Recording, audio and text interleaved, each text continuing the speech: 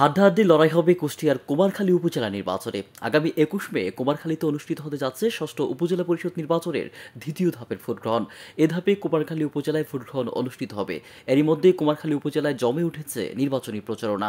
দ্বিতীয় ধাপের কুমারখালী উপজেলা নির্বাচনে দিনে রাতে প্রচারণায় ব্যস্ত সময় পার করছে প্রার্থী ও কর্মীরা।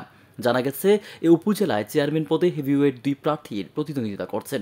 তাদের একজন বর্তমান চেয়ারম্যান ও উপজেলা আওয়ামী লীগের সভাপতি আব্দুল মান্নান খান আনারস প্রতীকে এবং অপরজন গোলাম মুর্শিদ পিটার মোটরসাইকেল প্রতীকে নির্বাচনী প্রচারণা চালাচ্ছেন।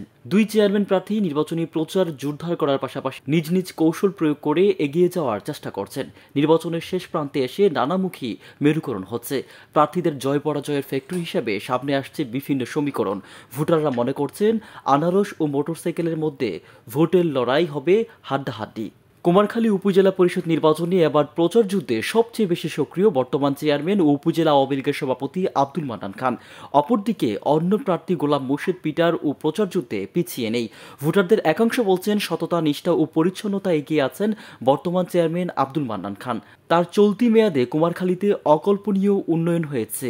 এ উন্নয়নের ধারা অব্যাহত রাখতে আব্দুল মান্নান খানের বিকল্প নেই। অপরদিকে ভোটারদের আরেক অংশ বলছে মন মানসিকতা, সততা ও যোগ্যতায় গোলাম মুর্শিদ পিটার অনেক এগিয়ে আছেন। সাধারণ ভোটাররা বলছেন কে কোন দলের প্রার্থী সেটা বিবেচনায় নিতে চান না তারা ভোট দেবেন প্রার্থীর ব্যক্তিগত ইমেজ, সততা ও যোগ্যতা থেকে।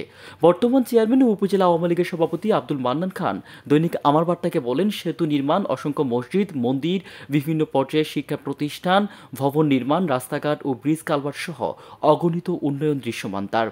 গ্রামকে শহরে রূপান্তরিত করার লক্ষ্যে, স্মার্ট বাংলাদেশ করার লক্ষ্যে আব্দুল মান্নান খান যে এলাকার উন্নয়নে অগ্রযাত্রা দেখিয়েছেন, জনগণের মনের আস্থা অর্জন করেছেন। তাই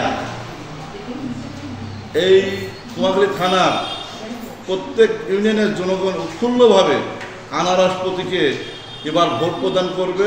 এছাড়া কৃষিখাতে ব্যাপক উন্নয়ন সাধিত হয়েছে। তিনি আরও জানান, উন্নয়নের এই ধারাবাহিকতা অব্যাহত রাখতে কুমারখালীবাসী পুনরায় তাকে ভোট দিয়ে নির্বাচিত করবেন।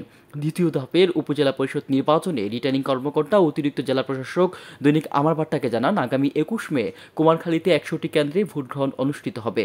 মোট ভোটার সংখ্যা রয়েছে ২,৮৬,৬২৯ জন। এর মধ্যে পুরুষ ভোটার রয়েছে ১,৪৪,৯৪৫, মহিলা ভোটার রয়েছে ১,৪১,৮৩১ ও তৃতীয় লিঙ্গের ভোটার রয়েছে ৩ জন।